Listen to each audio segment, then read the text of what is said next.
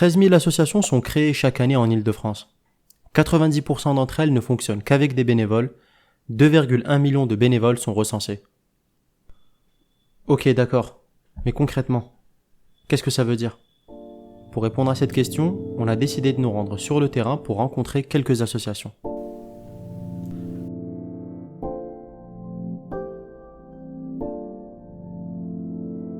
Et là, il y a encore des gâteaux. Ok. Tiens, je te montre ça. Regarde-moi ça. Moi, ça m'a toujours plu le fait d'aider des gens depuis tout petit.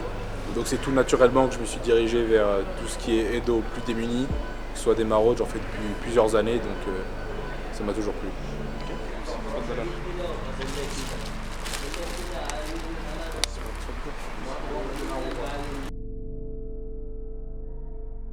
Voici là. Vous faites de la communication dans votre association? En fait, vu qu'on vient de commencer, on est encore en train de réfléchir à quel poste faire. Ceux-là, on les donne par on débute quoi. Et c'est pas trop dur? C'est un peu compliqué parce qu'on n'est pas forcément forcé, on n'est pas forcément, on n'est pas forcément formé en com. Donc on se débrouille à l'aide de nos connaissances, je vais dire. Quand tu as le dos, je vais te donner ça et je vais te filmer et faire une story. En fait, quand tu donnes les gâteaux, ok? Je te jure, moi j'ai dit. Faut juste des brochettes et tu fais. Ah oui. Je crois que j'ai une brochette dans ma poche. Les maraudes, on contacte, on démarche des restos, mais si on aurait une meilleure com, je pense que ce serait plus simple pour nous. Après, je fais pas partie personnellement de l'équipe communication, mais je sais que je pense que même pas 25% des demandes qu'on fait auprès des restaurants sont favorables. Je pense que les refus, les personnes qui lisent pas les messages ou qui les laissent en vue, c'est plus de la moitié largement des réponses. En plus la viande est vachement bonne et Elle est tendre, t'as vu? merci. Je crois que c'est du veau de France, je crois, élevé en France. C'est bien bon. Merci beaucoup. De rien. Bonjour, welcome to Win-Win Association. Je vous invite à rentrer. Voici nos locaux aujourd'hui. Je vais vous présenter les locaux de notre association Win-Win qu'on a créé il y a de ça une dizaine d'années et qui aujourd'hui lutte contre les inégalités dans la culture et en société pour la jeunesse, pour nous, par nous. Voilà. On a été premièrement financé par 3F et la ville et ils nous ont offert des locaux qui devaient être à la base les locaux des associations de la ville réunis. Et donc on a eu la chance de pouvoir exploiter ça. Je vous invite sur l'espace Kia Couture. Alors on a voulu mettre en avant ici les talents qu'on a au sein de notre association. Donc t'es pas tombé sur Win-Win via les réseaux sociaux? Non, pas du tout. C'est vraiment du bouche à oreille. Et est-ce que les réseaux sociaux, ils ont une importance dans l'association? Moi, je pense que oui, parce que ça nous aide à promouvoir l'association, à ramener le plus de gens possible. On a créé cette année un espace de coworking, on va dire, une salle là-bas où les gens peuvent venir travailler en groupe aussi, s'ils ont des projets, faire des réunions ou quoi. Voilà, donc n'hésitez pas à venir. C'est pour n'importe qui? N'importe qui, tout type de personnes, des gens, surtout les étudiants bien évidemment, car là c'est bientôt à la fin de l'année. Donc si vous avez des révisions à faire, n'hésitez pas à envoyer un message sur Instagram. On vous dira directement les horaires, quand venir. On vous ouvrira avec grand plaisir. Donc n'hésitez pas. On fait des événements un peu en interne seulement. Donc là par exemple, ça c'est la soirée Harry Potter. C'est un truc où comme on n'est pas beaucoup, c'est plus du bouche à oreille. Donc on en parle à nos proches, venez, voilà. Mais c'est vrai que c'est pas ouvert au grand public. Et du coup la communication sur les réseaux sociaux, même si vous faites pas de communication pour les événements en interne, est-ce que ça a vraiment une importance pour l'association, pour le développement de l'association?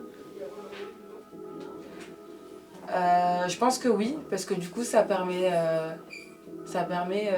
aux jeunes, parce que c'est plus notre cible on va dire, de savoir ce qu'on fait et d'être tenté à venir rejoindre nos actions tout simplement.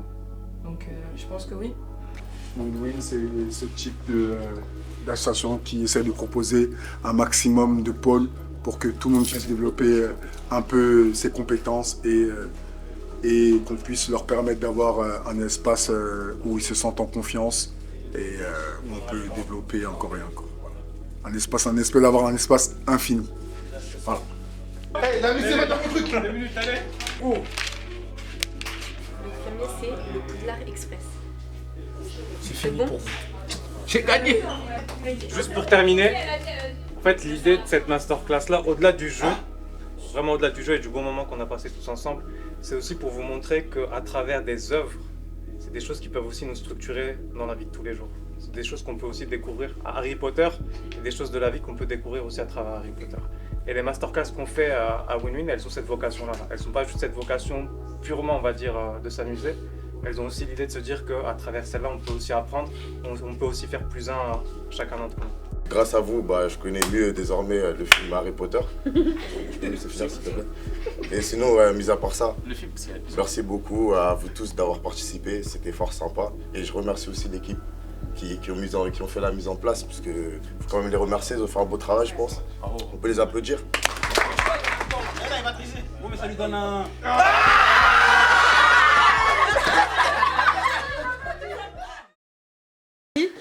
Fouchi.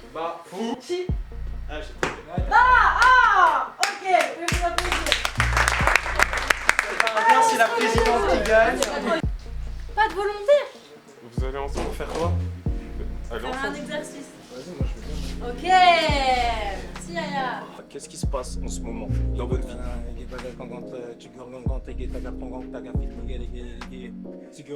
Comment il a... Chez Eloquentia, c'est pas que la rhétorique. Pour moi, l'éloquence, c'est à la fois la rhétorique, donc l'art de l'argumentation, et en même temps, c'est l'art de les déclamer. C'est-à-dire que la rhétorique pure, elle peut être écrite, alors que l'éloquence, elle ne peut pas forcément être écrite. Donc nous, on est là pour promouvoir l'alliance des deux. Et effectivement, nous, on veut qu'elle soit promue sur la scène nationale, mais pas que sur la base du volontariat. En fait, on aimerait bien que la pédagogie Eloquentia, qui s'appelle la pédagogie Porter sa voix, qui a été créée par Stéphane de Freitas, donc le fondateur de l'association, soit un petit peu diffusée dans toutes les écoles de France, et pas uniquement sur la base de certains professeurs qui entendent parler de nous parce qu'ils ont vu le documentaire à voix haute et qui se disent « Ah bah, je vais payer une session à mes élèves ». T'es une star, donc t'es censé être en place. Sois pas dans ce truc de je recule, je fuis un petit peu la scène, je parle la tête baissée. Voilà, t'es ancré, t'es là, tu réponds aux questions, oui, pourquoi, non, je sais pas. C'est quand même impressionnant de passer parce qu'on est dans un jury, on est devant un jury, il y a vraiment quelque chose d'impressionnant. Puis après on voit ça au jour le jour, on avance, et moi je suis très content d'avancer. Et puis la vraie victoire d'Eloquentia, ça serait qu'on soit tous en finale, tous ensemble, dans la mesure où même ceux qui supportent viennent supporter les 2 ou les 4 finalistes. Bon, moi j'y vais. Vous allez où? Regardez Garçon et Duncan. Ah ouais, moi j'y vais.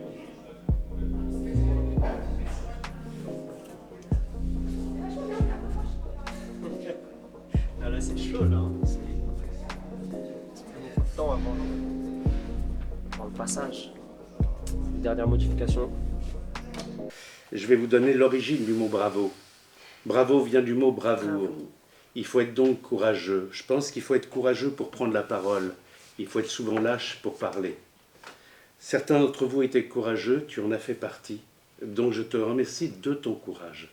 C'est important, c'est l'esprit Eloquentia d'avoir ce courage-là. Et ce qui est important, c'est que se dénuder avec ton émotion, en ayant même la pudeur du sourire qui en suit, c'est notre humanité profonde à chacun d'entre nous. Pleurer et rire fait partie de naître et mourir. Si je peux dire quelque chose aux collégiens, peut-être aux lycéens, toutes les occasions qui sont bonnes à prendre, je pense qu'il faut les saisir. Et ça, c'est une opportunité dans une vie. Eloquentia en 3 mots, du coup? Du coup, faut respect, écoute, bienveillance. Mais je dirais c'est cool. C'est cool, surtout. Ok, merci.